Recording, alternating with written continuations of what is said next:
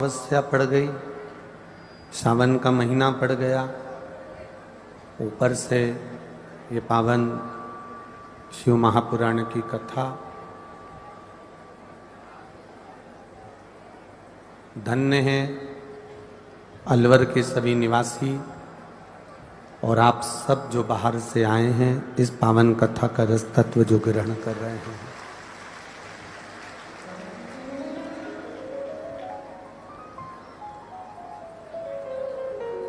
जितने भी भक्तगण चाहे आस्था चैनल के माध्यम से सुन रहे हों, चाहे फेसबुक यूट्यूब के माध्यम से सुन रहे हों, आप सभी को कोटि कोटि धन्यवाद। कथा के मुख्य यजमान श्री प्रमोद विजय जी विजयवर्गीय, श्री कपिल शर्मा जी, श्री अरविंद खंडेलवाल जी, श्री सत्यनारायण जी खंडेलवाल जी, श्री श्याम खंडेलवाल जी, श्री दिनेश खंडेलवाल जी। एक बार इनके लिए जोरदार ताली बजाकर स्वागत वंदन अभिनंदन, जिन्होंने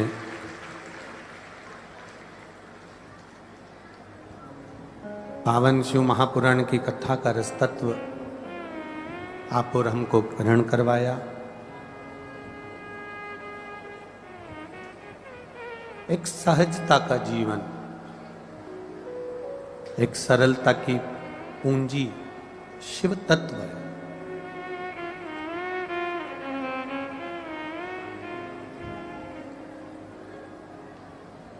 जिसको प्राप्त करने के लिए संपूर्ण ब्रह्मांड, संपूर्ण विश्व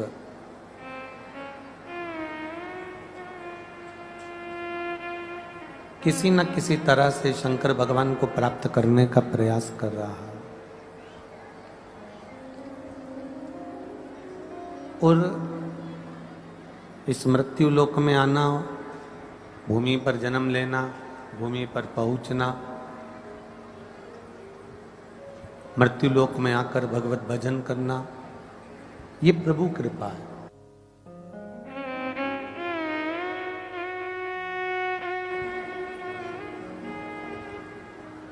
ये प्रभु की कृपा, ये प्रभु की उदारता है। और तेरी कृपा बिना न हिले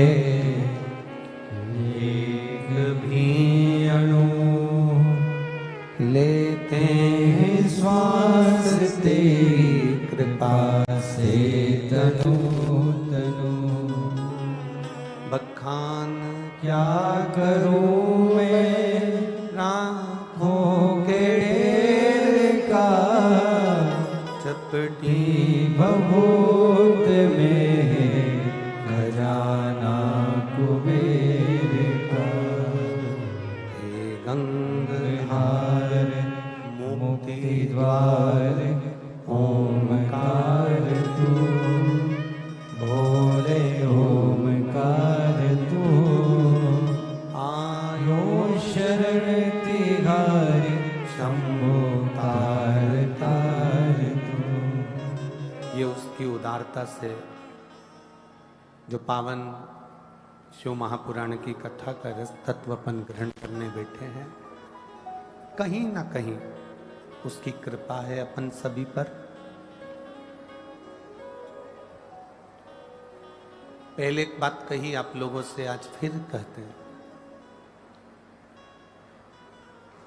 एक श्वास 21,600 श्वास में से ऐसी कोई श्वास नहीं है जिस श्वास में शिव का नाम नहीं निकलता।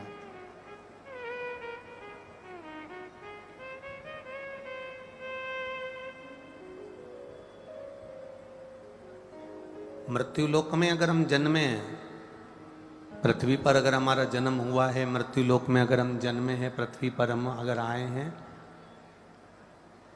आप माला उठाकर कुछ जपे ना जपे, आपने राम नाम, कृष्ण नाम, शिव नाम लिया ना लिया, पर एक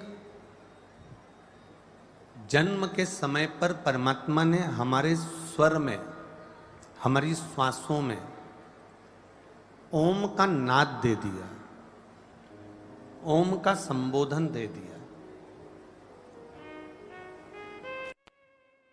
और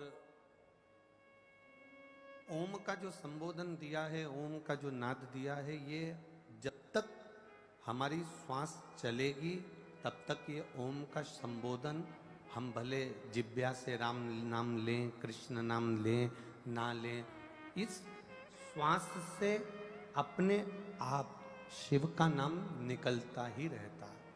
इसलिए शिव महापुराण की कथा कहती है कि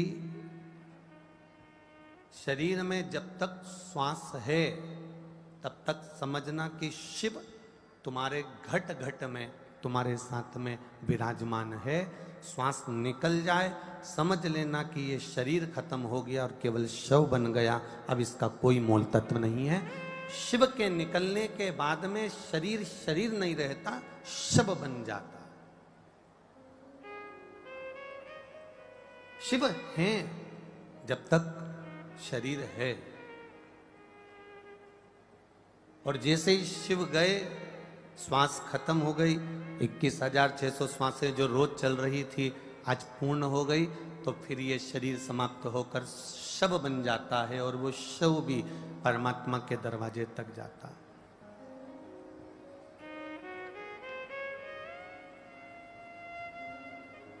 आज कोई सुबह के समय पर कह रहे थे, गुरुजी इतने सारे लाखों लाखों भक्त कथा में आते हैं, किसी के यहाँ शादी होती है तो पत्रिका दे देकर जाओ तो भी कोई माता पूजन के बुलौए में नहीं आता। किसी के यहाँ शादी का कोई फंक्शन है, महिला संगीत है, कोई कार्य है, बुलाने जाओ, 50 बार कहने जाओ, तब जाकर कोई महिला संगीत में आता है। बारात के लिए बार बार हाथ जोड़ना पड़ता है कि बेटे की बारात जाएगी, तो बारात के लिए बार बार कहना पड़ता है, तब जाकर कोई बारात में आता है। और गजब की शिव महापुराण की कथा है जिसमें किसी को निमंत्रण नहीं दिया जाता तो भी लोग लाखों की संख्या में शिव महापुराण की कथा में पहुंच जाते हैं। हमारा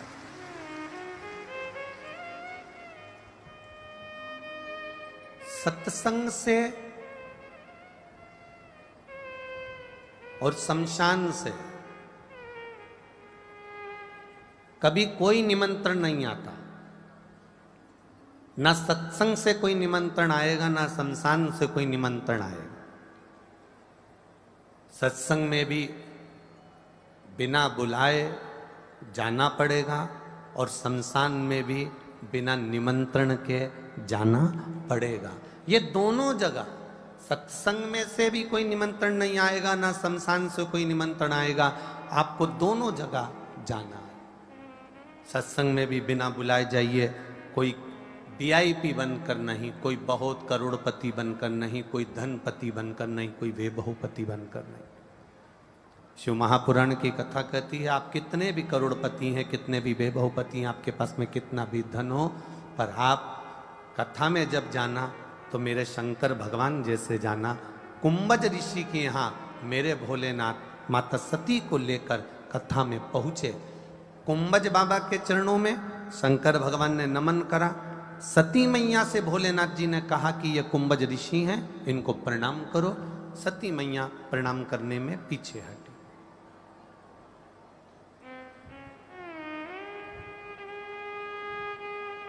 सती मैया थोड़ा सा प्रणाम करने में पीछे हट गई।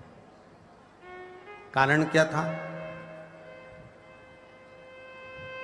धनवान, बहुत बहुत ध्यान देना, सोमती अमावस्या के दिन की कथा है, श्रावण के महीने की कथा है, सोमवार की कथा है, और त्याग शिव महापुराण की कथा जो अलवर में चल रही है, बहुत सावधानी से सुनिएगा। समय आप अपने अपने घर से निकल कर यहाँ तक पहुँचे हो, 500, 700, 1000 रुपये खर्च कर कर पहुँचे हो, 4 घंटे से इंतजार कर रहे हो, इस कथा को एक अंश मात्र भी छूटने मत देना। तुम्हारा पड़ोस में अगर कोई खड़े होकर भी बात कर रहा हो तो उसके चरण पकड़ लेना कि मौन हो जा। कथा के लिए हम 3 घंटे आए हैं, उसको सुन लेने दे, बाकी का तुम्हें जब तक बोलना है फिर बोलते रहना, स्मरण करते रहना।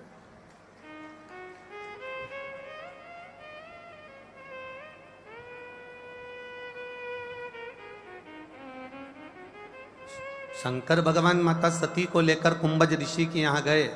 अगस्त बाबा के यहाँ जाकर उन्होंने प्रणाम करा भोलेनाथ जी ने, और सती मैया से कहा कि तुम भी इन अगस्त ऋषि को प्रणाम करो, तुम भी प्रणाम करो। सती मैया ने प्रणाम नहीं करा,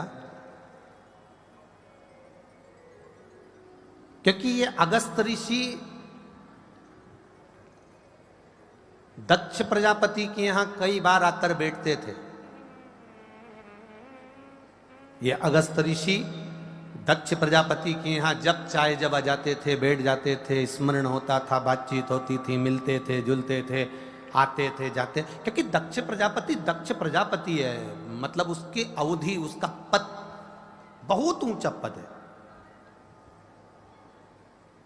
जैसे अपने यहां पर एक पद होता है राष्ट्रपति का, एक पद होता है प्रधानमंत्री का, एक पद होता है मुख्यमंत्री का, एक पद होता है अध्यक्ष का, एक पद होता है विधायक का, एक पद होता है पार्षद का, एक पद होता है सचिव का। ऐसे पदों की श्रृंखला में देखा जाए तो सबसे बड़े पद पर दक्ष प्रजापति को बिठाकर रखा।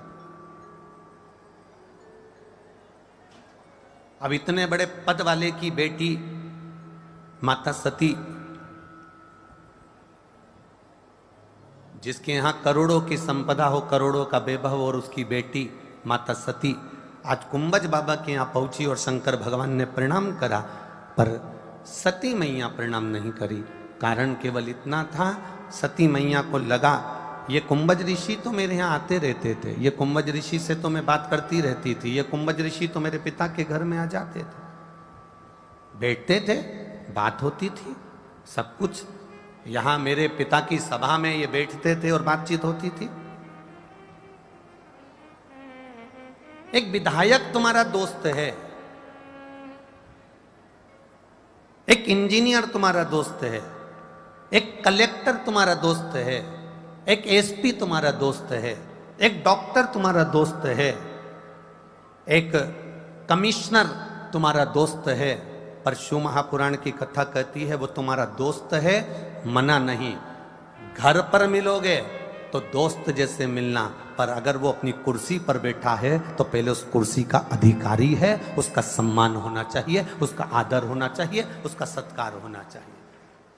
जज की कुर्सी पर कोई बैठा है, भले तुम्हारा कितना भी अच्छा दोस्त है, घर पर मिलोगे तो जज जैसे मिलो। वकील तुम्हारा दोस्त है, वकील से मिलो, पर दोस्त जैसे घर पर मिलो। पर जिस समय अदालत में मिलो, जिस समय थाने में मिलो, जिस समय कहीं पर अगर आप मिल रहे हो, उस समय पर वकील भले कितना भी तुम्हारा दोस्त हो, डॉक्टर कितना भी तुम्हारा दोस्त हो, कलेक्टर, एसपी, डीएसपी, टीआई, कोई भी तुम्हारा दोस्त हो, पर जब वो अपने औहदे पर ना हो, जब वो अपनी कुर्सी पर ना हो, जब अपने पद पर ना हो, और तुम्हारे घर पर किसी पार्टी में किसी स्थान पर मिल रहा है, तो तुम दोस्त जैसे मिलो। पर जब वो औहदे पर रहे, सम्मानीय पद पर रहे, उस समय पर तुम उसका आदर, सम्मान और सत्कार करते रहो। ये हमारा शास्त्र नियम कहता है।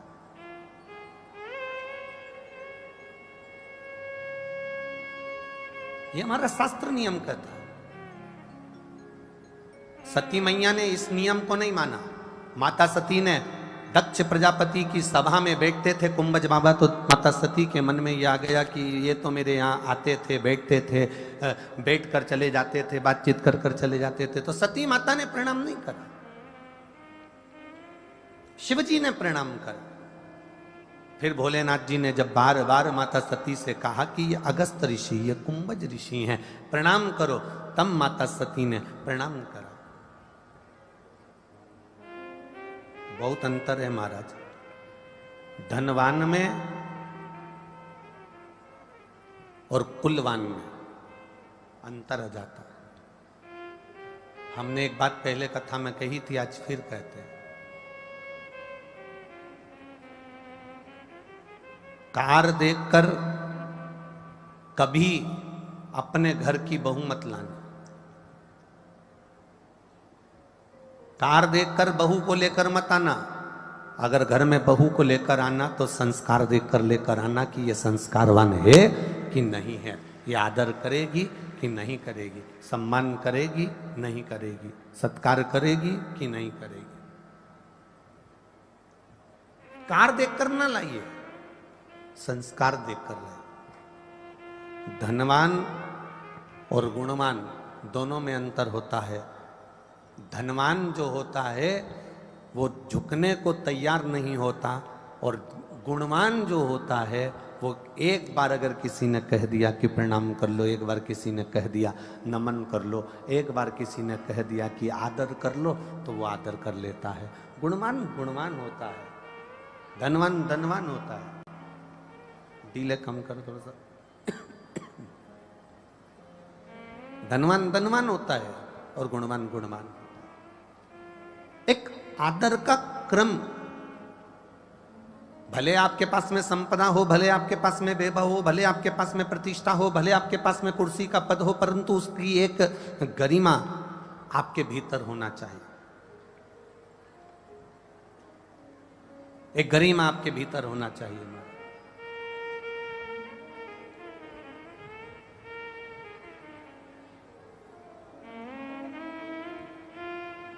कथा में कभी भी जाना, किसी भी कथा में, चाहे तुम भागवत जी में जाओ, राम कथा में जाओ, चाहे आप कृष्ण कथा में, चाहे आप शिव महापुराण में जाओ, पर अपने पद को, अपनी अभिमतता को, अपने अहंकार को दूर रख कर जाए, बहुत दूर रख।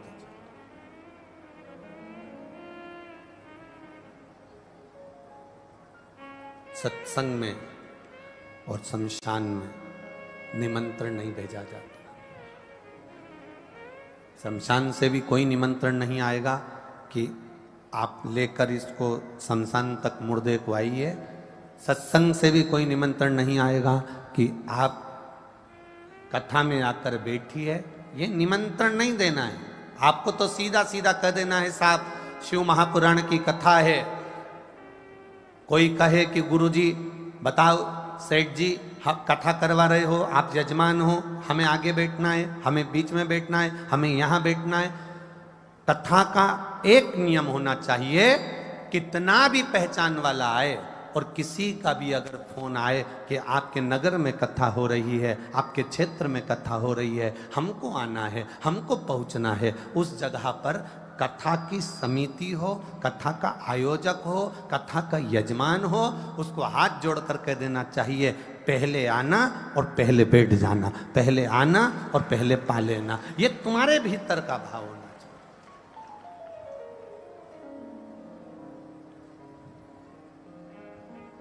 ये अपने भीतर के भाव को हमें प्रकट करना है।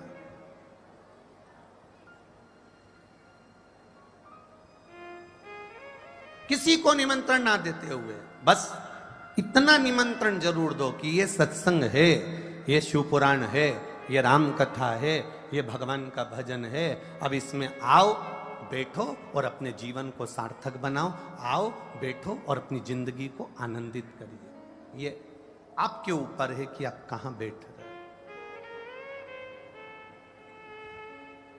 एक बात आप लोगों से पूछना चाहेंगे, अगर उत्तर दे तो अच्छी बात है।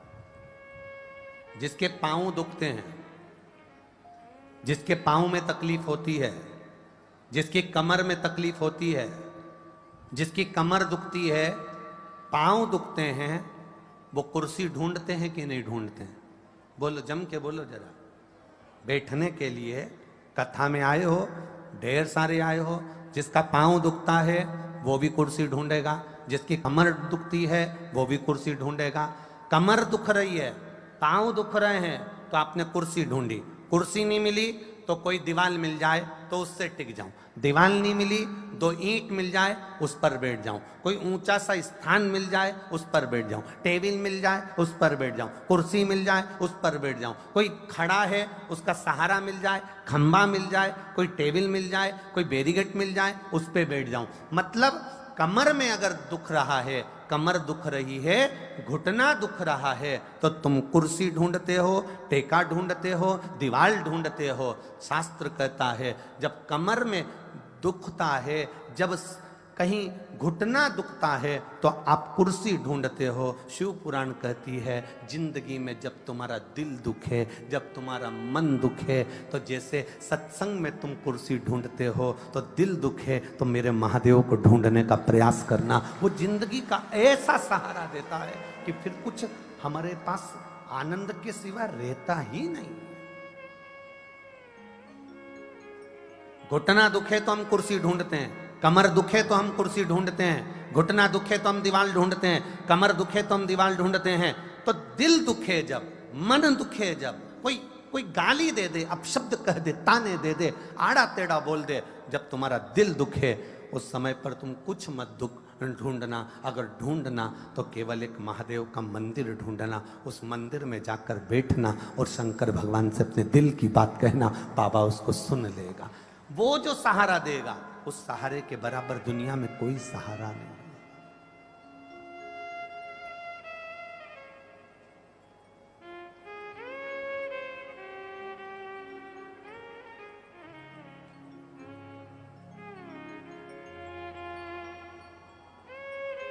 उस सहारे के बराबर दुनिया में कोई सहारा नहीं। महाराज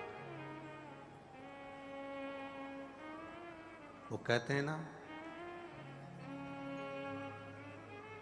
मैंने जग का नजारा देख लिया, एक तेरा नजारा काफी है। मैंने सारे सहारे छोड़ दिए, एक तेरा सहारा काफी है।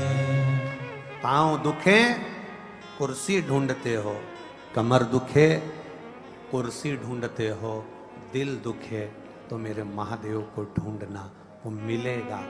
कुर्सी हमें सहारा दे देती है घुटने को, कुर्सी सहारा दे देती है अपनी कमर को, और मेरा महादेव तुम्हारे दिल दुखने पर सहारा देता है तो जिंदगी भर का देता है, फिर छोड़ता नहीं। फिर वो छोड़ेगा नहीं। एक बार अगर उसने पकड़ लिया तो फिर छोड़ने वाला नहीं। एक बार अगर पकड़ ले तो।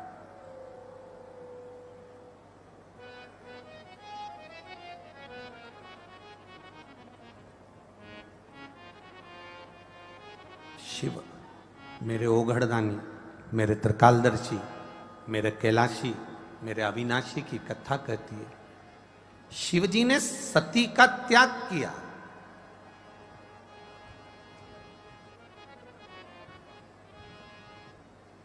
उस त्याग की सबसे बड़ी अगर कोई कहानी है तो केवल इतनी सी है कि सती मैया दक्ष प्रजापति की बेटी हैं, धनपति हैं, और धनपति के साथ में उन्होंने पति के वचन पर विश्वास नहीं किया, राम जी की परीक्षा ले ली, पति के पास आकर झूठ बोल दी, इसलिए मेरे बाबा ने उनका त्याग कर दिया।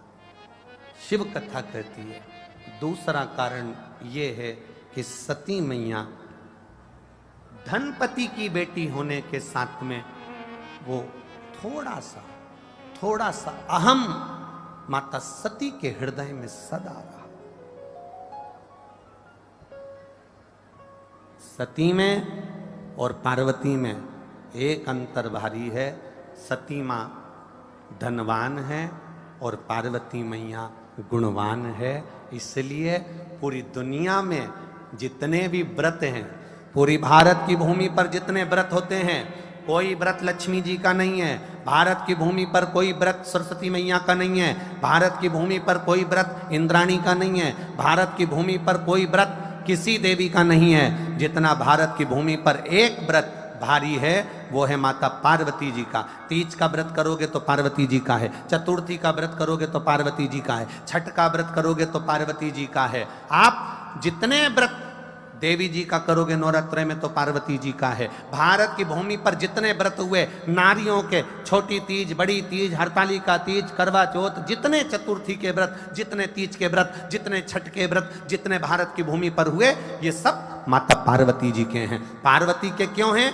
क्योंकि धनवान और गुणवान में अंतर है। माँ पार्वती गुणवान है, इसलिए माताएं उनके व्रत कर कर अपने अंदर भी वो गुण उत्पन्न करना चाहती हैं कि हम भी ऐसा तप करें, हम भी ऐसी साधना करें। हे माता पार्वती, जैसे आपका अखंड सौभाग्य है, हे माँ जगत जननी, हमारा भी मांग में अखंड सौभाग्य रहे। जैसे आपके चूड़े अमर हैं, हे माँ हमारे हाथ में भी चूड़े अमर हों। हे माँ जैसे आपके भाल की बिंदी अमर है, माँ मेरे भाल की बिंदी भी अमर हो। हे माँ जैसे आपके नैनों का सुरमा, बालों का गजरा अमर है, हे माता पार्वती हमारे भी नैनों का सुरमा और बालों का गजरा अमर कर देना। बस इतनी सी कृपा नारी माता पार्वती से मांगा करती है, माँ पार्वती से चाहती है।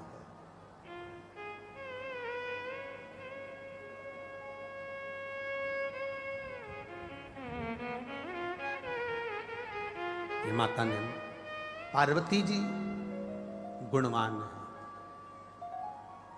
एक नारी, एक स्त्री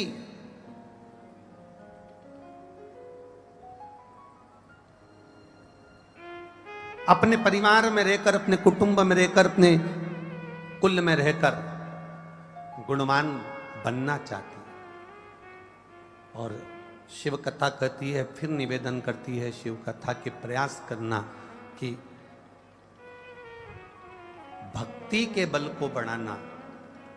जब भक्ति का बल बढ़ना चालू हो जाता है, सत्संग का बल बढ़ना प्रारंभ हो जाता है, संकीर्तन का बल बढ़ना प्रारंभ हो जाता है, तो फिर तुम्हारे घर में धन का बल भी बढ़ना प्रारंभ हो जाता है, संपदा बढ़ना अपने आप प्रारंभ हो जाती है। उसमें कोई कमी नहीं रहती। माला माल बनने का सबसे अच्छा तरीका है माला माल। एक लाइन लिखकर देखना अपनी कॉपी के ऊपर, पहले लिखना माला माल और माला माल को बीच में से तोड़ देना, तो आगे क्या हो गई? जम के बोलो जरा, माला, उसके बाद माल।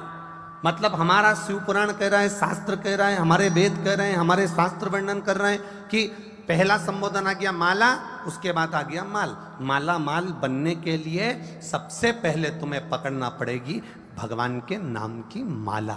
जिसने भगवान की भक्ति करना प्रारंभ कर दी, जो भगवान की अविरल भक्ति में जुड़ गया, जिसने माला जपना प्रारंभ कर दिया, जिसने भगवान का भजन करना प्रारंभ कर दिया, जिसने शंकर जी के मंदिर में एक लोटा जल चढ़ाना प्रारंभ कर दिया, जिसने श्री शिवाय नमस्तुभ्यम कहना प्रारंभ कर दिया, जिसने पंचाक्षर मंत्र नमः शिवाय कहना प्रारंभ कर दिया, जिसने षडाक्षर मंत्र ओम नमः शिवाय कहना प्रारंभ कर दिया, जो दिल के साथ हृदय से जुड़कर माला परमात्मा के नाम की जपता है, वो एक ना एक दिन माला माल अपने आप बन जाता है, उसको कहीं जाना नहीं पड़ता।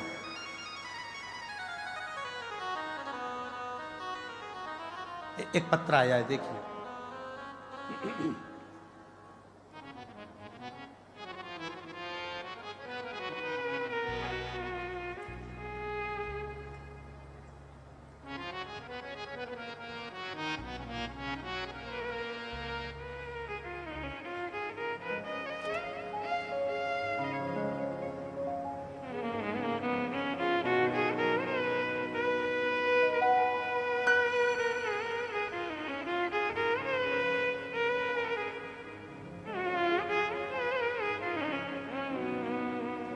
मेरा नाम सुनील, गांव हाजीपुर, हाल काला कुआं 297 अलवर। सही है एड्रेस? कहीं बैठे हैं सुनील जी?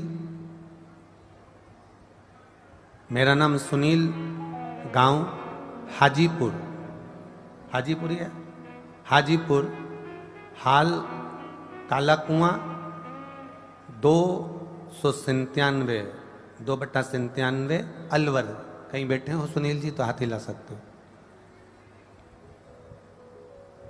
इन्होंने पत्र में लिखा है, गुरुदेव आप कहते हो कोई जल्दी बनता है, कोई देर से बनता है, पर महादेव को जल चढ़ाने वाला एक दिन से जरूर बनता। उस बात को मैं अपनी भाषा में क्या लिखूं गुरुदेव? सारी समस्या का हल एक लोटा जल।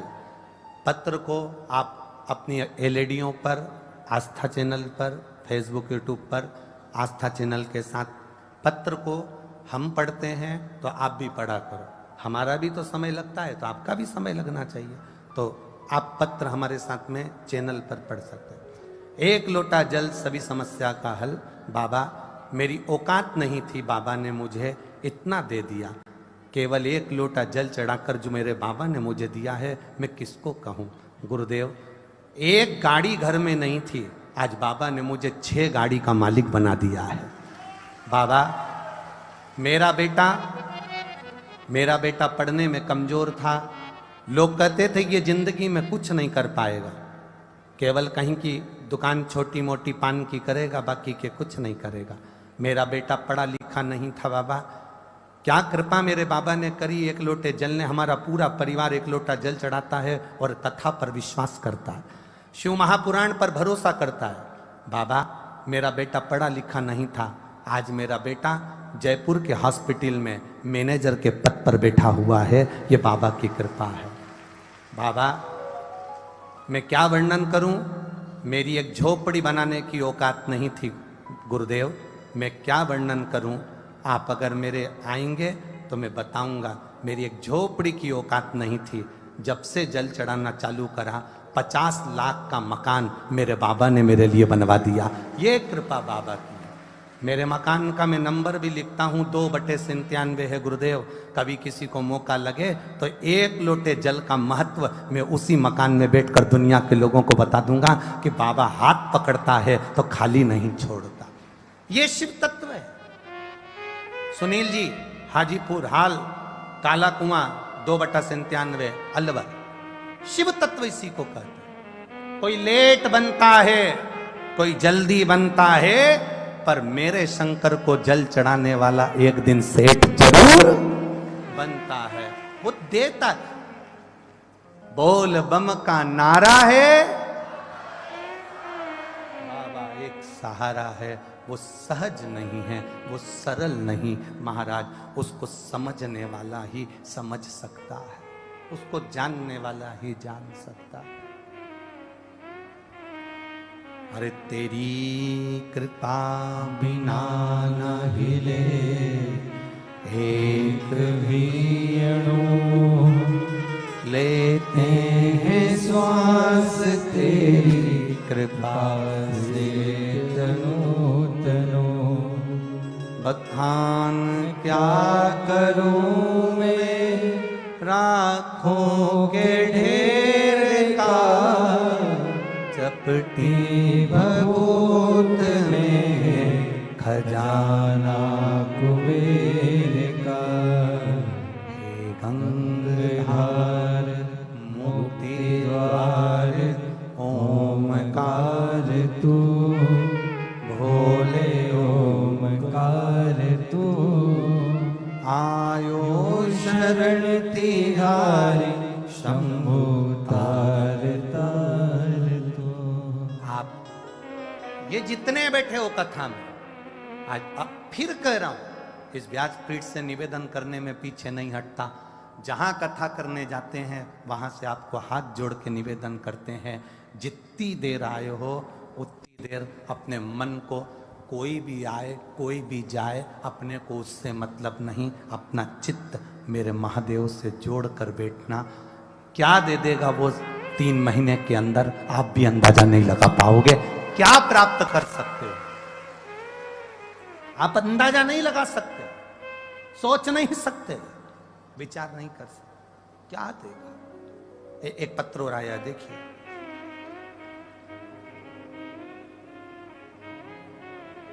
मेरा नाम मंजू सैनी, पति का नाम सुनील सैनी।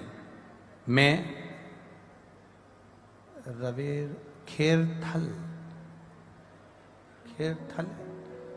कि रवेर थल है रवेथल खेरथल, हाँ ठीक है। मैं खेरथल जिला अलवर की रहने वाली हूँ। कहीं बैठी हैं? कहीं बैठी हो तो हाथ हिलाइए।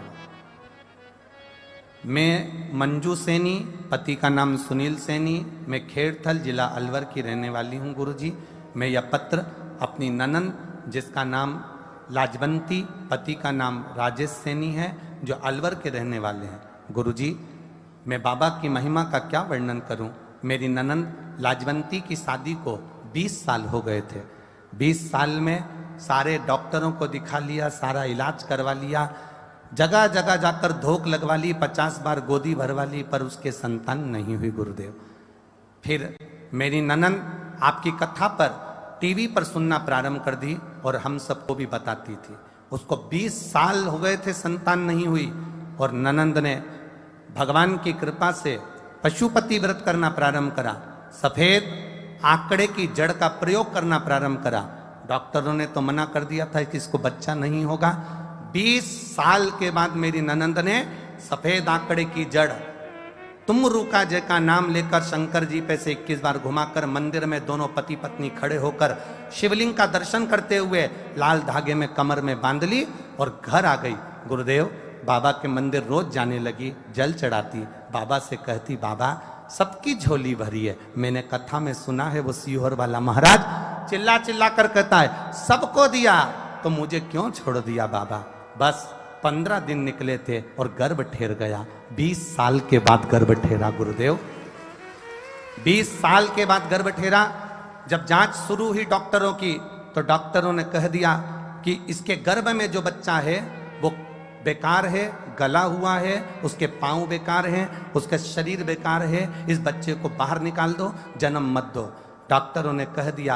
अब घबरा गए। शंकर पे चढ़ा हुआ जल मेरी ननंद ने फिर चढ़ाना चालू करा, मंदिर जाना चालू करा, एक नरियल वाला प्रयोग करा और बाबा की कृपा से डॉक्टर तो उस बच्चे को बाहर निकलवा रहे थे, पर मेरी ननंद ने बच्चे को जन्म दिया। डॉक्टर ने उसका इलाज करा, बच्चा पूरी तरह से स्वस्थ है और उसका माइंड भी पूरी तरह से स्वस्थ है। मैं प्रणाम करती हूं। शिव तत्व है।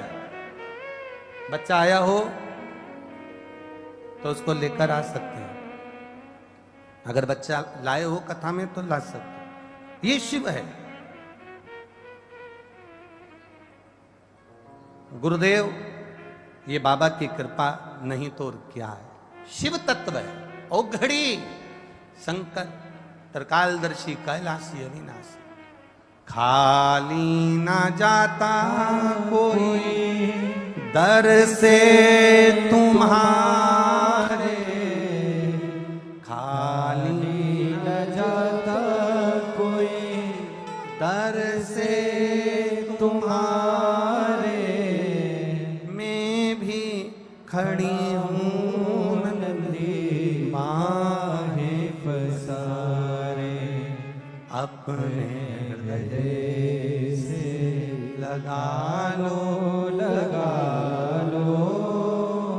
गिरा जा रहा हूँ, उठा लो।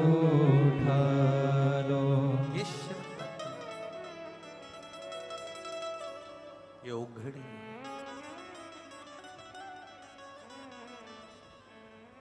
जिसकी एक गाड़ी की भी औकात ना हो और उसने अगर महादेव पर एक लोटा जल चढ़ाना प्रारंभ कर दिया तो 6 गाड़ी उसके दरवाजे पर खड़ी कर देता है। वो महादेव है। देवता देते हैं पल्ला झाड़ कर और मेरा देव अधिदेव महादेव देता है छप्पर हाड़ कर। जब देता है इतना दे देता है कि बटोरा नहीं जाता। लंकापति रावण को सोने की लंका दे दी, दुनिया का ठाट दे दिया, सारे ग्रह सारे देवता सब लंकाधिपति रावण के यहाँ चौकीदार बना दिए। ये कोई सहज है शिव? एक चोर चोरी करने के लिए शंकर जी के मंदिर में गया। चोरी का सामान नहीं दिख रहा था, अपने शरीर का कपड़ा उतार कर त्रिशूल में लपेटकर आग लगाकर चोरी का सामान ढूंढ रहा था। चोरी का सामान ढूंढते ढूंढते महादेव प्रसन्न हो गए और कह दिया, तूने मेरे मंदिर में शिवरात्रि के दिन, कौन सी रात्रि को? शिवरात्रि के दिन तूने मेरे मंदिर में दिया जलाया है, मेरे मंदिर में तूने उजाला करा है। चोर कहता है मैंने दिया नहीं जलाया, मेरा कपड़ा जलाकर चोरी का सामान देख रहा था। शिव जी कहते मुझे चोरी से मतलब नहीं है, तू मेरे मंदिर में उजाला कर दिया, प्रकाश कर दिया, इसलिए मैं तुझे कुबेर की गादी प्रदान करता हूं, कुबेर का सिंहासन दे देता हूं। कुबेर का सिंहासन दे दिया।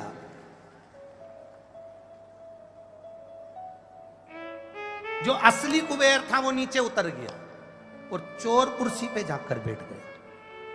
अब असली कुबेर जाकर भगवान विष्णु जी से बोले, नारायण से, प्रभु मैं तो कुबेर और मेरी कुर्सी चोटे को दे दी, चोर को, उस चोर को कुर्सी दे दी। तो इतने में नारायण को क्रोध आ गया, तुम्हें कुर्सी से उतारने वाला कौन होता है, किसने उतारा? इतने में कुबेर बोले, शंकर भगवान ने किसी चोर को कुबेर बना दिया। इतने में नारायण बोले, उनके मामले में हम कुछ भी नहीं बोल सकते, ये फाइल दूसरी जगह की, अपने बस की है ही नहीं, तो तुम क्यों नहीं बोल सकते? कुबेर ने बोला, तुम्हें बोलना चाहिए ना, तुम नारायण हो, सृष्टि के कर्ता हो, तो तुम्हें बोलना चाहिए।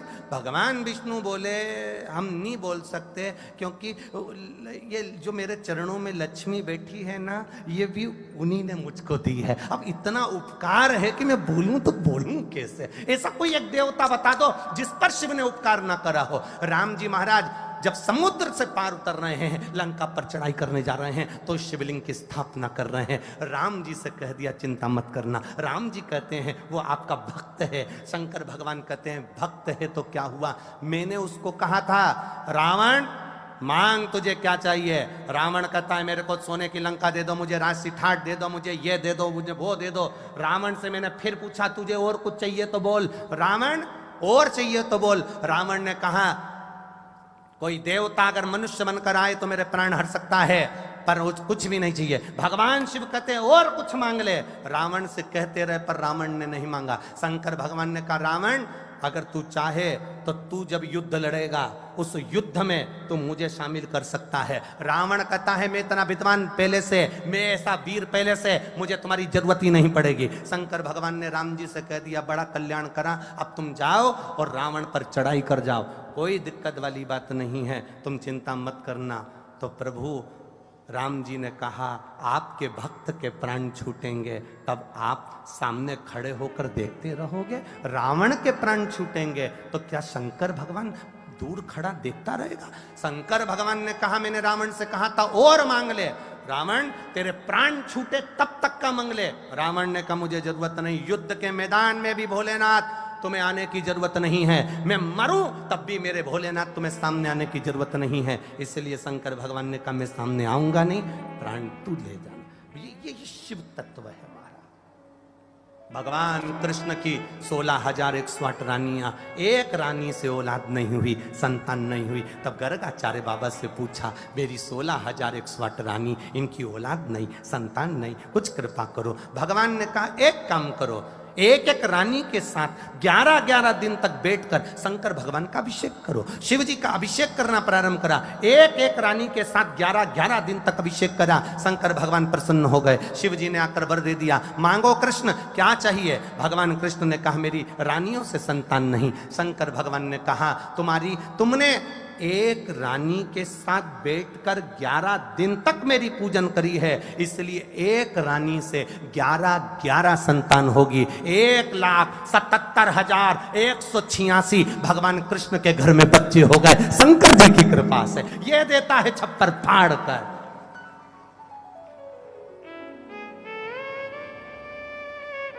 क्या ना दे वो,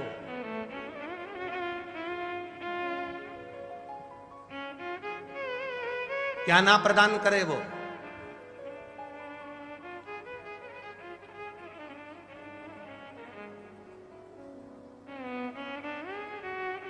अरे भाई, आपको स्मरण में होगा शिवरात्रि की रात्रि में आप लोगों ने सबने अपने अपने घर में दिया जलाया होगा। दीप जलाया कि नहीं जलाया पूजन में? बोलो तो सही, जलाया ना? शंकर जी को बेलपत्री चढ़ाई कि नहीं चढ़ाई? चढ़ाई ना? अभिषेक पूजन किया ना?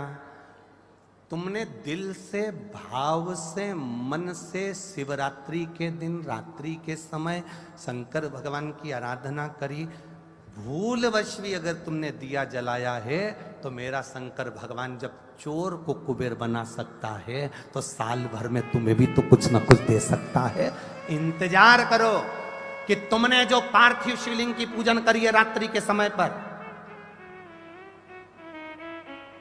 केवल पार्थिव शिवलिंग की पूजन रात को नहीं होती है, पर केवल शिवरात्रि, हरतालिका तीज, छोटी तीज, बड़ी तीज, अन्य जो त्योहार होते हैं, सोमवार की अष्टमी आदि आदि जो उत्सव होते हैं, इसमें शिवरात्रि की रात्रि में, उसका मतलब ही शिवरात्रि है, रात के समय पर आप अभिषेक करो, पूजन करो, अर्चना करो।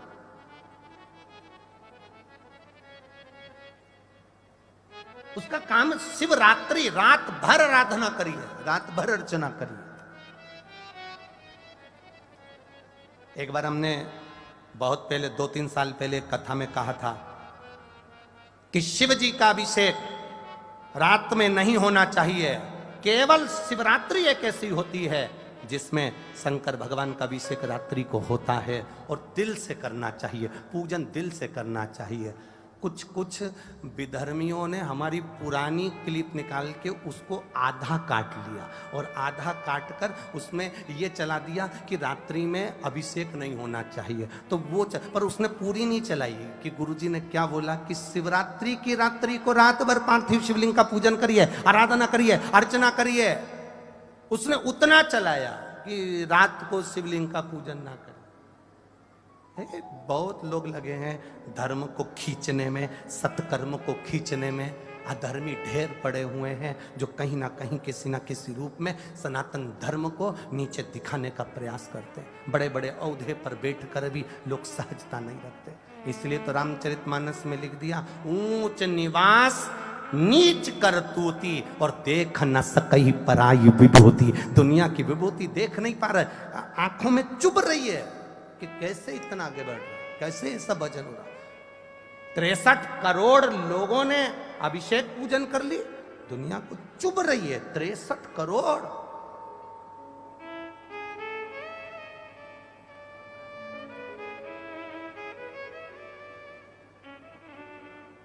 चुभ रहा है। और 63 करोड़ लोगों ने जो अभिषेक करा, ये शिव तत्व है, ये शंकर की उदारता, ये करुणा है, ये भगवान की भक्ति। यहां तो कितनी सुंदर बात कही, भूल से भी शंकर का जो गुणगान कर लेता है। एक भील की कथा आती है शिवरात्रि की, आप लोगों ने पढ़ी होगी भील की कथा। पेड़ पे चढ़ गया, हिरण को मारना था, बच्चों का पेट भरना था, मांस चाहिए था। पेड़ पे चढ़ा, पानी की छाजल, अब इधर छाजल जानते कि नहीं जानते मैं नहीं मालूम, कपड़े की बनती थी, मोटे कपड़े की छाजल जिसमें पानी भरा था, ठंडा पानी रहता था। कपड़े की छाजल लेकर ऊपर चढ़ा, पेड़ पे टांग दिया, चढ़ गया ऊपर। हिरण का इंतजार कर रहा है कोई मृग आ जाए, उसको मारूंगा, बच्चों का पेट भरना, बच्चे भूखे।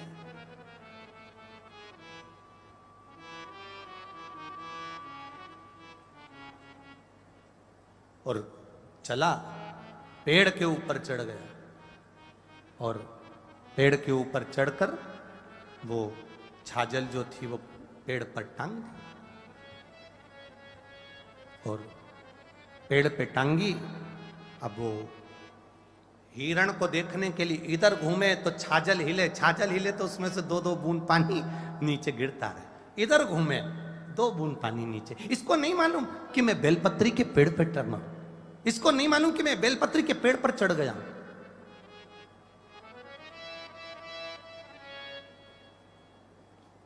इसको मालूम ही नहीं,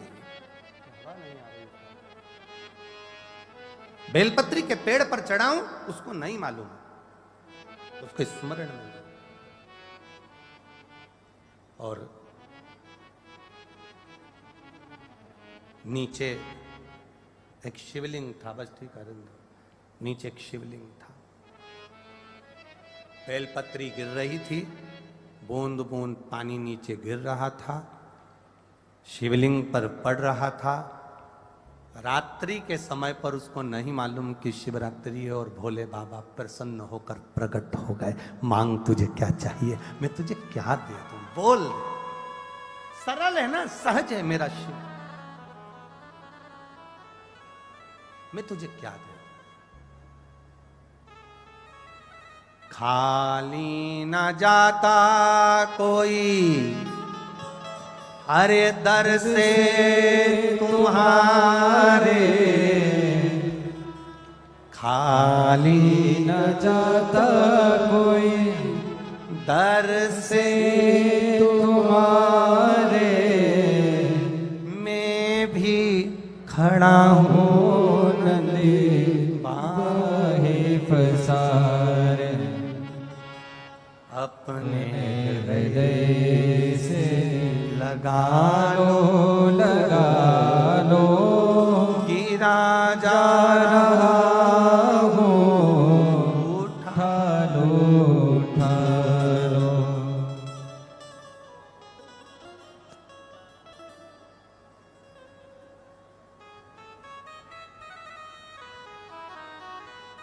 शिव कथा।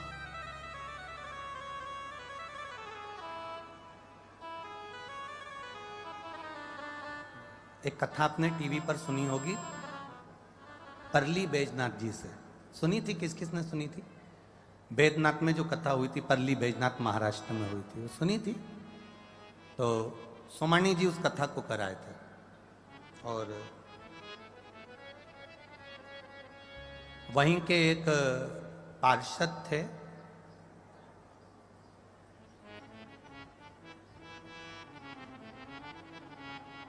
कथा में आगे नहीं बैठ पाए होंगे तो उनको थोड़ा क्रोध आया। आगे नहीं बैठ पाए तो उनको गुस्सा आ गया और क्रोध आया। और साइड में, जैसे ये पूरा बैरिकेड है, ये लगा हुआ है डी, ऐसा साइड में वो पार्षद थोड़ा तेज चिल्ला दिए होंगे। अब वो तेज चिल्ला दिए,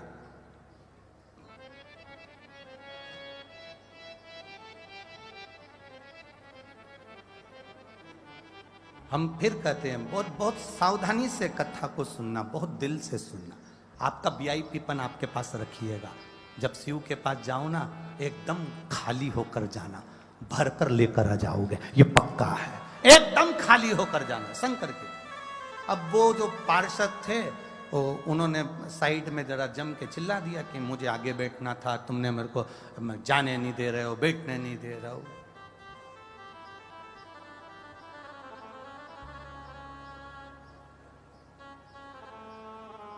लाखों रुपए लगाकर चुनाव लड़े थे, लाखों रुपए लगाकर जीते थे, और क्रोध में आकर मैं पार्षद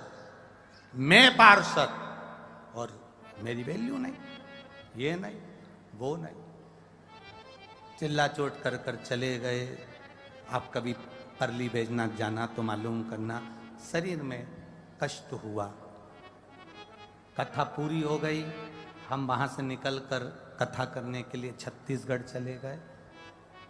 कथा पूरी हो गई, शरीर कष्ट से भर गया। धर्म पत्नी सीहोर पहुंची, कष्ट है, बहुत कष्ट है। खूब सेवा करी उन्होंने, खूब सेवा। हमने कहा तुम्हारे पति से पूछो शिव महापुराण में कोई गलती तो नहीं कर दी होगी, एक बार पूछ लो। बाबा के धाम में आए हो, ये कैलाश पर्वत से कम नहीं है, बहुत दिल से आए हो, एक बार पूछो उससे कोई गलती तो ना हो गई। उसने कहा अपनी पत्नी को कि मैं चिल्ला चोट कर आया, गुस्सा कर कर मैंने अड़भंगा कह दिया, हर कुछ बोल दिया, कथा को भी बोल दिया, पोथी को भी बोल दिया, सबको बोल दिया, आड़ा टेढ़ा वहीं खड़े हो के अब शब्द बोल दिया। तकलीफ है। डॉक्टर ने कह दिया पूरा अंदर का जो शरीर का जो किडनी लीवर फीवर ये सब कुछ हमने सीहोर से फिर समीर जी का फोन आया, हम छत्तीसगढ़ थे, छत्तीसगढ़ हमने कहा एक काम करो, उनसे कहो अब पार्षद बनकर कथा मत सुनना, एक बार जाओ पंडाल में दोनों पति पत्नी बैठकर एक साधारण, जैसे ये श्रोता आते हैं ना पंखा झेलते हैं, मांग कर कोई बिस्कुट दे दिया खा लिया, भोजन कोई देकर चले गया खा लिया, ऐसे शंकर के गण बनकर कथा सुनना। बाबा वापिस वो सुख देगा कि जिंदगी भर जिस सुख को नहीं देखा होगा।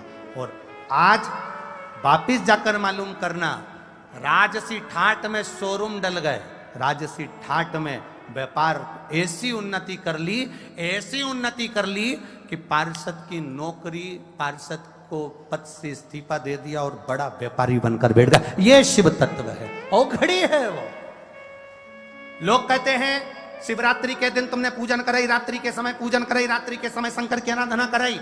शिवरात्रि, बाकी की रात्रि में पार्थिव शिवलिंग का निर्माण भले मत करो, बाकी की रात्रि में शंकर भगवान की पूजन भले ना करी हो, पर शिवरात्रि के दिन रात्रि को आप जो रात्रि भर 4 पहर खूब शिवलिंग बनाओ, खूब पूजन करो, खूब आनंद पाओ। ये हमारी शिव महापुराण में लिखा है, ये हमारी शिव पुराण के अंदर वर्णन किया। शिवरात्रि को खूब करो, दिल से जिसने दीप जलाया, दिल से जिसने चावल चढ़ाया, दिल से जिसने काली तिल चढ़ाई, दिल से जिसने काली मिर्च चढ़ाई, जिसने दिल से गेहूं के दाने चढ़ाए। गेहूं का दाना मतलब अपने घर में वंश की वृद्धि करना। एक दाना जमीन के अंदर जाता है, वो 10 दाने को पैदा करता है। उसी तरह शिवरात्रि के दिन रात्रि को चढ़ाया गया गेहूं का दाना, अगर जिसके यहाँ 30-30 साल तक भी औलाद ना हो, उसके घर में भी भगवान बच्चा दे देता है। ये वो गेहूं का दाना है, उसको समझना, आनंद पाना। जो चढ़ा दिया चढ़ा दिया, और जो भ्रम में पड़ा दिया, कई लोगों ने भ्रम पैदा कर दिया, ये मत करना रात्रि को, वो मत करना, नहीं करना। जो रह गया वो रह गया, साल भर अफसोस रहेगा कि मैंने वो अभिषेक नहीं करा, मैंने वो चावल का दाना नहीं चढ़ा पाया, मैं कमल गट्टा दुनिया के कहने पर मैं नहीं चढ़ा पाया, मैंने शंकर पर भरोसा क्यों नहीं करा, मैंने शिव पर विश्वास क्यों नहीं करा। वो भरोसे के साथ कथा का लाभ लीजिए, एक विश्वास के साथ कथा को सुनिए। क्या कारण होता है? ये 4-5 जजमान, प्रमोद जी हैं, कपिल शर्मा जी, अरविंद जी हैं, सत्यनारायण जी हैं, श्याम खंडेलवाल जी, दिनेश खंडेलवाल जी, ये 4-5-6 जजमान कथा करवा रहे हैं। जितनी जगह कथा कर कर आते हैं, उसके 1 महीना भी नहीं निकलता और जजमान सीओर आके खड़े हो जाते हैं कि अगले कथा की तारीख दे दो। कारण क्या होता है? भोलेनाथ इतना दे देता है कि वो वापिस आकर कथा का क्रम चालू कर देते हैं। इतना दे देता है, उन्होंने जितना खर्च करा, जितना लगाया, किसी को भोजन कराया, किसी को पानी पिलाया, किसी को बिस्कुट खिलाया, किसी को टॉफी खिलाई, किसी को एक जरा सा आदर भी करा है ना, तो मेरा महादेव इतना टूटमान हो जाता है, वो चोर को कुबेर बना देता है, ना जाने कितना कितना दे देता है। उसकी कोई करुणा, उसका मैं वर्णन ही नहीं कर सकता। ये व्यासपीठ से क्या बोलूं मैं उसके लिए, क्या कहूं मेरे महादेव के लिए। आज सोमती अमावस्या है, ये तो अलवर वालों तुम्हारे कहीं भाग्य बड़े प्रबल होंगे रे, तुमने कहीं जाकर कुछ अच्छा कर्म करा होगा जो ये कथा तुम्हें मिल गई रे। ये विचार करिएगा, ये शिव तत्व है, साधारण नहीं है महाराज। तेरी कृपा बिना एक भी ये उसकी कृपा। लेते हैं श्वास तेरी कृपा से तनु। हमारे राजस्थान में बकरी चराने वाले, भेड़ चराने वाले निकलते हैं ना इधर से, भेड़ बहुत सारी रहती है, चराने वाले कितने रहते हैं? 2 या 3 या 4। भेड़ चराने वाले का ध्यान, वो कहीं पर भी रहे, पर ध्यान किस पे रहता है? जम के बोलो, बकरी पर, भेड़ पर। ऊंट चराने वाले का ध्यान किस पे रहता है? ऊंट पर। गाय चराने वाले का ध्यान किस पे रहता है? गाय पर। क्यों? गाय उसकी है तो ध्यान उसका है। ध्यान देना, बकरी उसकी है इसलिए बकरी पर ध्यान उसका है। उसी तरह हम किसके हैं? देव अधिदेव महादेव के, तो उसका ध्यान हम पर रहता है कि ये चाहिए क्या, इसको क्या कष्ट है इसके जीवन में, क्यों तकलीफ में जीवन जी रहा है, ये आनंद की अनुभूति क्यों नहीं कर पा रहा। ये ध्यान मेरे शिव का रहता है। हम कथा क्यों सुनते हैं?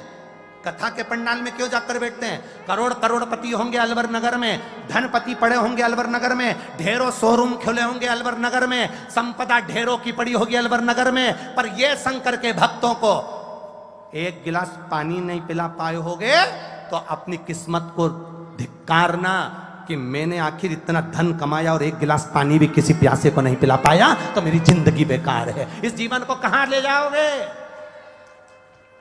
किस संपदा की जिंदगी का आनंद पा रहे हो? एक सुख का आनंद पाइए, अपने जीवन का एक आनंदता लेकर चलो। क्या देगा वो जान सकता है, क्या प्रदान करेगा वो जान सकता है। सती त्याग दिया, सत्संग और शमशान, सत्संग और शमशान दोनों जगह से निमंत्रण नहीं भेजे जाएंगे, पर हमको जाना पड़ेगा। जाए। बहुत जल्दी बदलते हैं। दो को बदलने में देरी नहीं लगती और दोनों की राशि एक ही है। बहुत जल्दी बदलते हैं। कौन कौन? एक मौसम और दूसरा मनुष्य। दोनों की राशि एक ही है। मनुष्य और मौसम ये दोनों जल्दी बदल जाते हैं। 2 मिनट में इसने कुछ कहा और 4 लोगों के सामने पलट गया। मनुष्य इतना बदल जाता। मौसम और मनुष्य 2 मिनट में बदल जाते हैं। कब मौसम कौन सा हो जाए और कब किस मनुष्य का मूड कैसा हो जाए कोई भरोसा नहीं है। इसलिए शिव महापुराण की कथा कहती है मौसम बदलने में देरी नहीं लगती, इसलिए अपने साथ एक छाता लेकर चलो। और मनुष्य में बदलने में देरी नहीं लगती, इसलिए मुख से शंकर का नाम लेते चलो। कब बदल जाएगा पता नहीं पड़ पाएगा। ये बदले। अरे कितने चतुर है ये आयोजक परिवार जो कथा करवा रहे हैं, ये समिति जो कथा करवा रही है, अलवर में जो कथा हो रही है, इनके जो पत्र छपे, इनने जो अखबार में लिखा, इन्होंने जो मीडिया में डाला, उसमें लिख दिया 2 पानी की बोतल, 1 छाता और एक और चीज थी, थैला। हाँ, हम भूल गए थे। 1 थैला, 2 पानी की बोतल और 1 छाता साथ लेकर आना। कितने चतुर हैं ये लोग, बहुत। एक भी एक खंडेलवाल, विजयवर्गीय और शर्मा जी, इन सबको तुम हल्का बल्का मत लेना रे। सब चतुर है, बहुत भारी है ये लोग। सब समझदार थे कि छाता लेकर चलना। मौसम और मनुष्य कभी भी बदल सकता है, छाता साथ रहेगा तो चलता रहेगा। शिव का नाम लेकर चलना, चलता रहेगा। ये 20 साल बाद हुआ वो है क्या? 6 साल के बाद हुआ है। लिया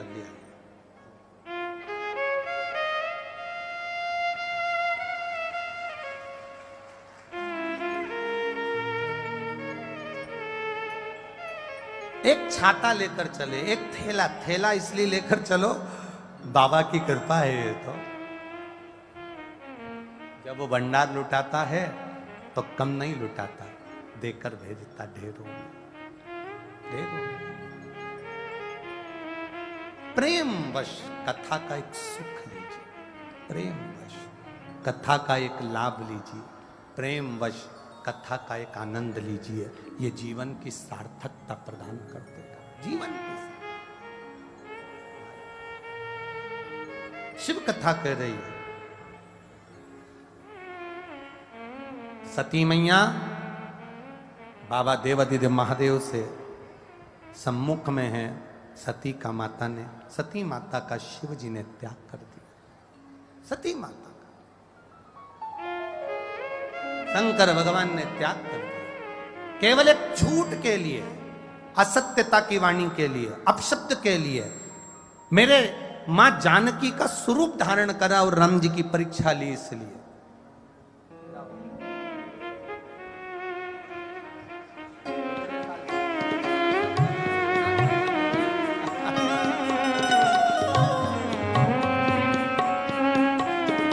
6 वर्ष के बाद हुआ है, पशुपतिनाथ का व्रत किया है और बाबा की कृपा से ये बालक हुआ। एक बार जोरदार ताली बजाएं। मैनपुरी की कथा में श्रवण करेंगे 1 बजे से 4 बजे तक, जो कि 22 तारीख से 28 तारीख तक अधिक मास के समय पर, श्रावण के इस अधिक मास में चलेगी। 1 बजे से 4 बजे तक टीवी पर भी आएगी। उत्तर प्रदेश में एक कथा इस साल में जो मिली है, ये बाबा की कोई कृपा होगी, उससे ये कथा का रसतत्व मैनपुरी वाले श्रवण करेंगे, उत्तर प्रदेश वाले श्रवण करेंगे। शिव कथा करें, कर्म लिख कर बचा, कर्म का बदलना कठिन, कपड़ा बदलना सरल हो सकता है पर कर्म बदलना कठिन है। बहुत सती मैया के जो लिखा था भाग्य में वो हुआ, जलकर भस्म हो गई, कोयल का जन्म पाली, कोयल के जन्म से छूटी पार्वती जी का जन्म पाली, पार्वती जी का जन्म पाने के बाद शिव जी की हो गई, ओघड़दानी की मेरे देवाधिदेव महादेव की माता पार्वती जी हो गई। समय आया, समय आने पर जब ताड़कासुर नाम का असुर हुआ, ताड़कासुर जो कि राक्षसों में भी प्रबल था, असुरों में भी प्रबल था, पर भगवान शंकर से इसका कोई बैर नहीं था, शिवजी से इसका कोई बैर नहीं। एक बात अपने भीतर उतार कर रखिएगा, शंकर भगवान कभी तुम्हारी पूजन में, अर्चना में, पाठ में, मंत्र जाप में, बोलने में अगर कोई गलती हो भी जाती है तो मेरा महादेव कभी क्रोध नहीं करता, वो क्षमा कर कर ही चलता है, क्योंकि उसका नाम पशुपति नाथ है। जो पशुओं का भी नाथ है, उसको सबकी भाषा मालूम है कि तुमने क्या बोला। बहुत ज्यादा अगर आप सोचें कि मैं बहुत मंत्र पढ़ूंगा, बहुत साधना करूंगा, बहुत तप करूंगा तो भगवान प्रसन्न हो जाएंगे, मैं तप साधना में लीन हो जाऊंगा, भगवान प्रसन्न हो जाएंगे। ना ना ना, शंकर को रिझाने का सबसे सुंदर तरीका है एक लोटा जल सारी समस्या का हल। शिव को रिझाने का तरीका है एक चावल का दाना। शंकर जी के मंदिर में जाकर एक लोटा जल चढ़ा देना, शंकर की भक्ति में डूब से जाना। जैसे कल की कथा में वर्णन करा था, लकुलेश महादेव का स्मरण करा था। उस लकुलेश महादेव के स्मरण में पहली भिक्षा का पात्र जो मांगने के लिए देवाधिदेव महादेव पहुंचे, वो एक सुख का अनुभव करा।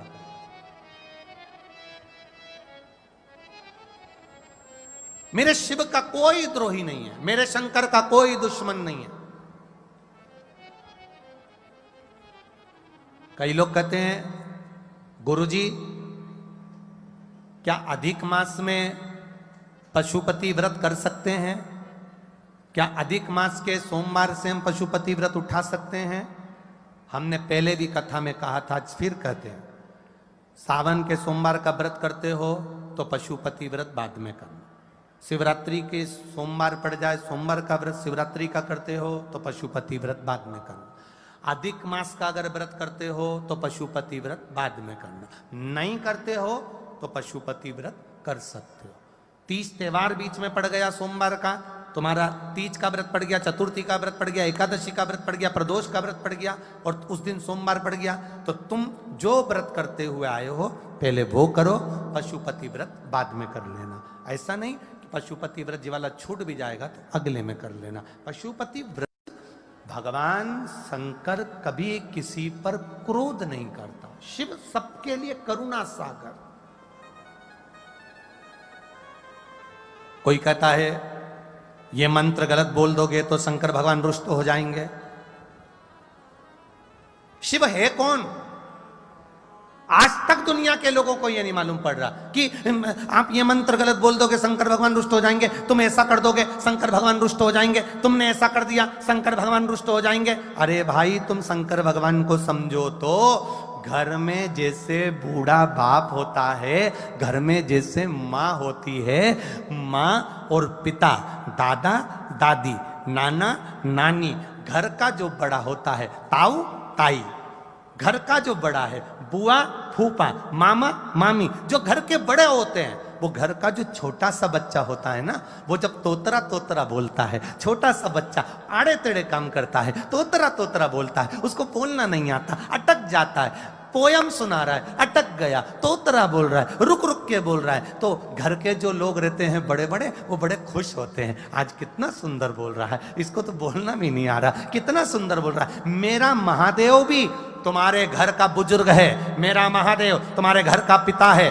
मेरा महादेव तुम्हारे घर का नाना है, मेरा महादेव तुम्हारे घर का दादा है, मेरा महादेव तुम्हारे घर का ताऊ है, मेरा महादेव तुम्हारे घर का बुजुर्ग है। अगर कोई बोलने में भी अगर त्रुटि हो जाए, समझ लेना वो देव अधिदेव महादेव तुम्हारा पिता है, तुम्हारी तोतरी भाषा से भी खुश हो जाता है, वो तुम्हारी तोतरी भाषा से भी प्रसन्न हो रहा है, वो तुम्हारी भाषा से नहीं, तुम्हारे दिल को देखता है, हृदय को देखता है, मन को देखता है।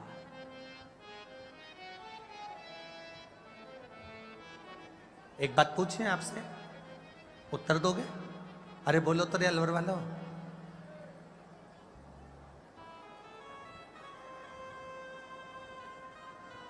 कोई बीमार हो गया,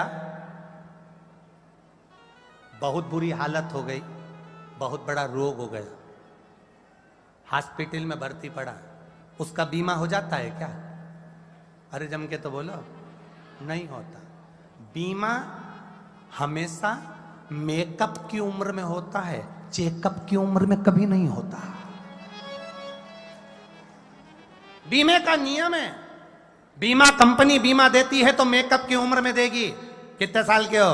35 साल के, 40 साल के, 20 साल के, 25 साल के, अच्छा बीमा मिलेगा। मेकअप की उम्र में बीमा कंपनी बीमा करती है, चेकअप की उम्र में बीमा कंपनी कभी बीमा नहीं करती। उसको मालूम है अब तो निपटने का समय है, क्या इसका बीमा करें, हमारा बीमा कंपनी डूब जाएगा। तो इसलिए निवेदन है, मेकअप की उम्र में जब बीमा कंपनी बीमा करती है, तुम्हें पूरा पैसा देती है, आपसे निवेदन है, इसी मेकअप की उम्र में प्रहलाद ने भजन करा था, इसी मेकअप की उम्र में मीराबाई ने भजन करा था, इसी मेकअप की उम्र में कर्माबाई ने भजन करा था, इसी मेकअप की उम्र में राधा कृष्ण सीता राम ये सब मेकअप की उम्र में रहे। जो मेकअप की उम्र होती है, इस मेकअप की उम्र में मीरा, कर्मा, नरसिंह मेहता, नामदेव, ध्रुव, प्रहलाद, इन्होंने जो बाल्यावस्था थी, युवान अवस्था थी, उसमें भजन किया तो आगे पार उतर गए। आप भी मेकअप की उम्र में मेकअप करो, मना नहीं है, बीमा भी कराओ, मना नहीं है, पर मेकअप की उम्र में शंकर जी के मंदिर जाके एक लोटा जल चढ़ाते रहना, तो ये भी बीमा कंपनी का बीमा है, तुम्हें कुछ ना कुछ अच्छा मिल जाएगा। चेकअप की उम्र में अब तुम्हारे हाथ पैर काम नहीं कर रहे, हाथ दर दर काँप रहे, पाँव से चला नहीं जाए, आंखों से दिखाई नहीं पड़े, कानों से सुनाई नहीं दे, और छोरा से क्यों बेटा, मुझे अलवर में कथा चल रही है, ले चल, छोरा तुम्हें ले जाएगा। अरे बोलो तो जम के, छोरा,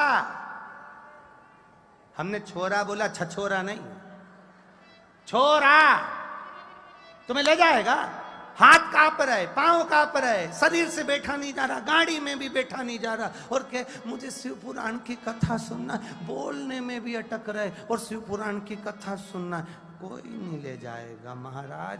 आज की पीढ़ी बड़ी विचित्र है, वो तो शिव पुराण सुनते सुनते, आज के नवयुवक बेटा बेटी को मैं धन्यवाद दूंगा कि आप कथा में लगे, तो घर के बुजुर्गों को भी आपने लगा दिया। आज अब उम्मीद है कि बूढ़े लोग भी कथा में चले जाते हैं, क्योंकि उनके बच्चे बेटा और बहू छोड़ कर आ जाते हैं, अब उम्मीद कर सकते हैं, पर पहला का समय ना ना ना ना, कौन छोड़े। इसलिए मेकअप की उम्र में तुम अगर पेंसिल से लाइन भी खींचो ना और डब्बा भरो, तो भी श्री शिवाय नमस्तुभ्यं, श्री शिवाय,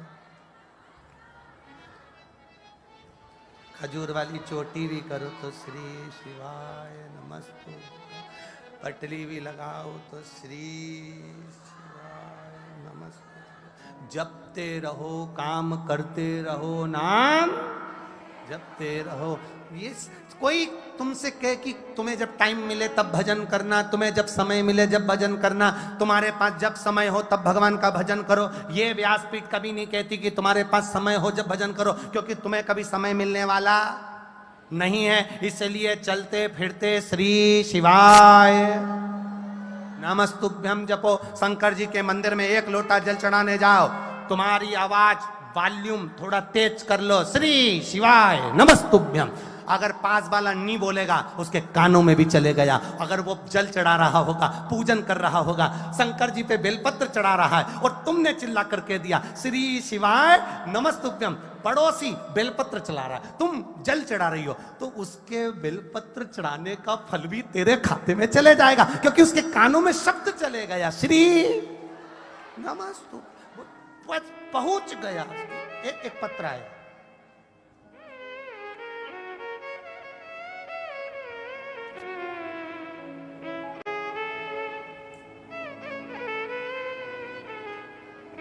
एक पत्र में एक बहन ने लिखा है कि हम शंकर जी के मंदिर में पूजन करने जाते हैं, और जिसने भी लिखा होगा उसके स्मरण में होगा।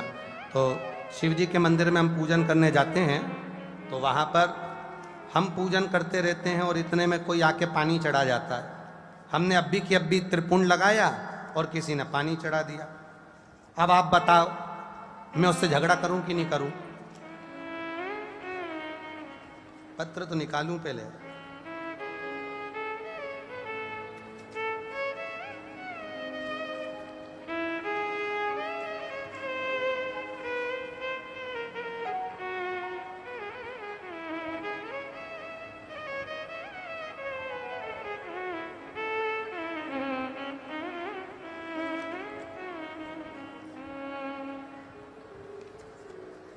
अरे तेरा ही दिया मैंने खाया पिया है, तेरा शुक्रिया है, तेरा शुक्रिया है। मुझे भोले बाबा ने बहुत दे दिया है, तेरा शुक्रिया है।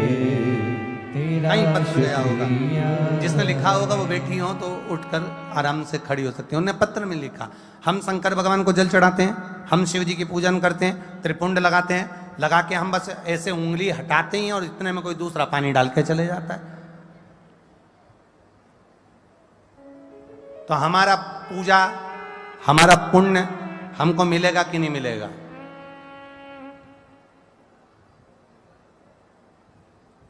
तुम्हारा क्या विचार है रे अलवर वालों? जम के बोलो जरा। अपना कर्म अपन करते चलो।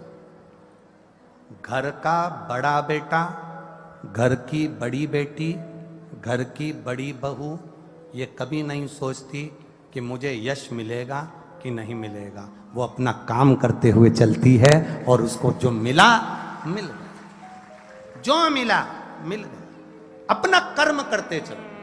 अपने पथ पर जब हम चल रहे हैं, अपने कर्म पर चल रहे हैं, अपनी ड्यूटी पर चल रहे हैं, अपनी नौकरी पर चल रहे हैं, अपन जिस कार्य को करने के लिए निकले वो कार्य हमें पूरा करना है। फिर हमें क्या मिलेगा इससे हमें मतलब नहीं रखना। आपका काम है शंकर जी के मंदिर में जाके एक लोटा जल चढ़ाना, आगे उसकी मर्जी। ये देखो,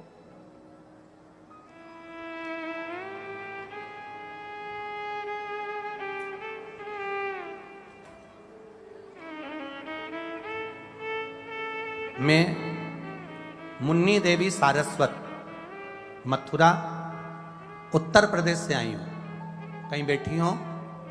मुन्नी देवी सारस्वत, मथुरा उत्तर प्रदेश से आई हूँ।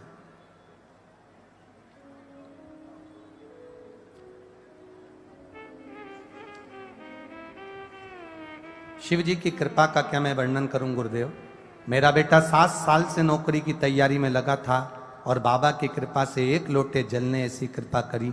मेरा बेटा पशुपतिनाथ व्रत की कृपा से उसकी रेलवे में नौकरी लग गई। मैं बाबा को यहाँ दंडवत प्रणाम करने आई हूँ। एक पत्र और बड़ा सुंदर आया है, देखिए। मैं मनु पति महेंद्र सिंह भरतपुर से हैं। कहीं बैठे हो तो हाथ हिला सकते हैं। मैं मनु पति महेंद्र सिंह भरतपुर से। गुरुजी, शिव महापुराण का क्या वर्णन करूं। मेरी बच्ची ने आपके बताए अनुसार 1 लोटा जल का प्रतिदिन चढ़ाना प्रारंभ करा और शिव जी की कृपा, मेरी बच्ची जैसा गवर्नमेंट एग्जाम चाहती थी, एक नौकरी चाहती थी, बाबा की कृपा से उसका टीचर में सिलेक्शन हो गया। मैं बाबा को यहाँ प्रणाम करने के लिए आई हूँ। शिव तत्व है। एक पत्र बड़ा सुंदर है, देखिए।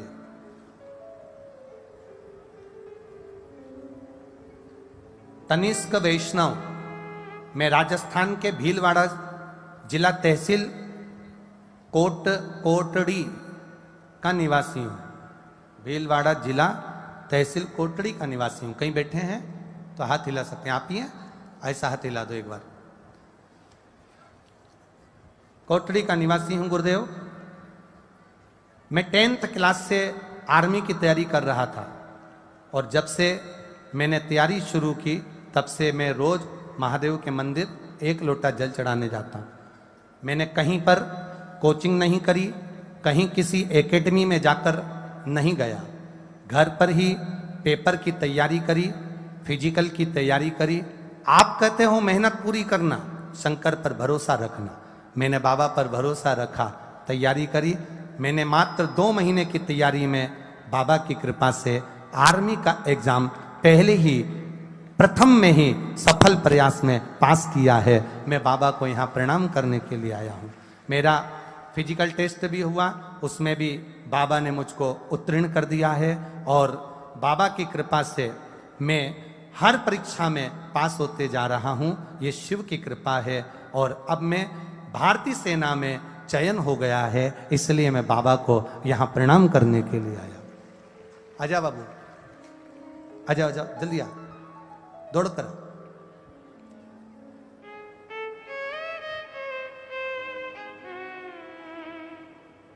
मेरा भारतीय सेना में चयन हो गया। मैं बाबा को यहां नमन करने आया हूं। दुनिया के लोग एकेडमी में जाते हैं, कोई कोचिंग करता है, मैंने मेरे बाबा के चरणों की कोचिंग करी, बाबा के चरणों का स्मरण किया। एक लाइन बड़ी सुंदर लिखी, मेरे भोले तेरी नौकरी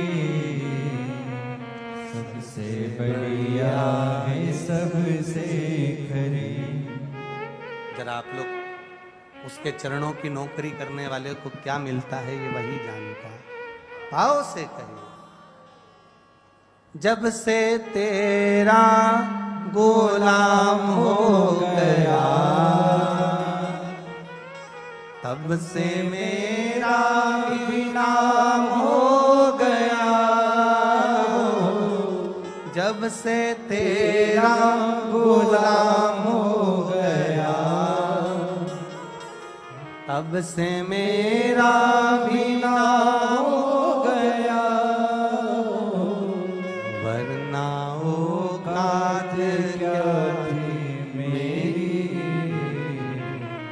सबसे बढ़िया है, सबसे खरी। भोले बाबा तेरी नौकरी सबसे बढ़िया है, सबसे खरी। तेरे दरवाजे की चाकरी सबसे बढ़िया है, सबसे खरी। मेरी किस्मत का जब कुल खिला तब जाकर के दर मिला हो। मेरी किस्मत का जब गुल खिला तब जाकर के दर मिला। जोरदार ताली बजाएं बच्चे की मेहनत के लिए और मेरे शिव की कृपा के लिए। मेरी किस्मत का जब गुल खिला तब जाकर के ये दर मिला। मेरी किस्मत का जब गुल खिला, तब जा कर के ये दर मिला। मिल गई मुझको चौखट तेरी, मिल गई मुझको चौखट तेरी, सबसे बढ़िया है सबसे खरी। भोले बाबा तेरी नौकरी, सबसे बढ़िया है सबसे खरी। इतने सारे खड़े हो गए तुम, अब एक लाइन ले लो जरा। अब खड़े हो गए इसको ले लो। मेरे बाबा तेरी नौकरी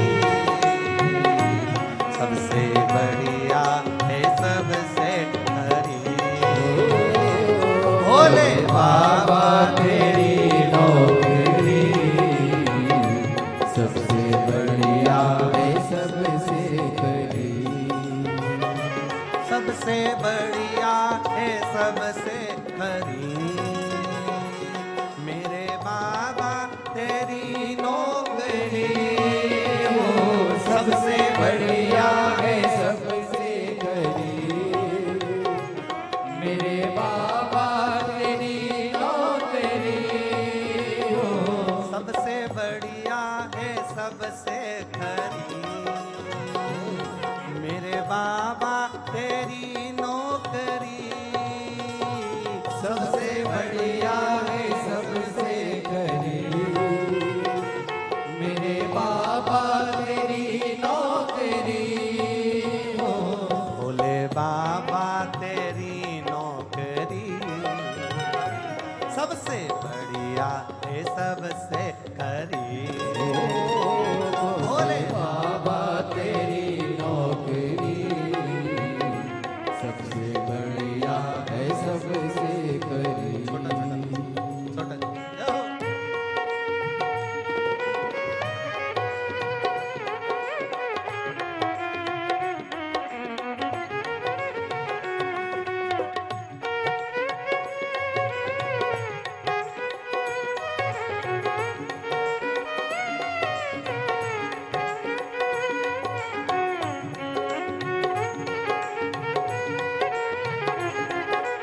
पीछे वाले भी जो बाहर खड़े हैं, रोडों पर, ट्रैक्टर पर, ट्राली पर, बस पर, गाड़ियों पर जो चढ़े हुए, दोनों हाथों से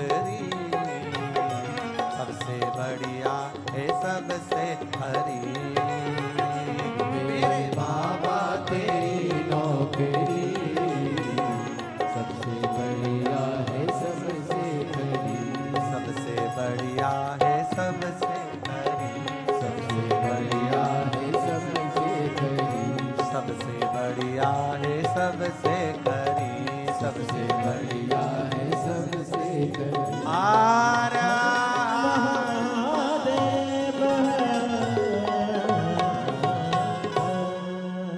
आज 2 बार प्रार्थना करने को मिल गई है। सोमती अमावस्या है तो बैठकर बड़े भाव से बाबा से प्रार्थना करिए, दिल से बाबा से आनंद के साथ कहिए, क्योंकि आज की कथा तो 1 बजे से 4 बजे तक टीवी पर आ रही है, कल की कथा भी 1 बजे से 4 बजे तक टीवी पर आएगी। पर कल यहाँ अलवर में इस पंडाल में जो कथा का समय रहेगा वो सुबह 9 बजे से 12 बजे तक ही रहेगा। यहाँ जो कथा होगी कल वो सुबह 9 से 12 होगी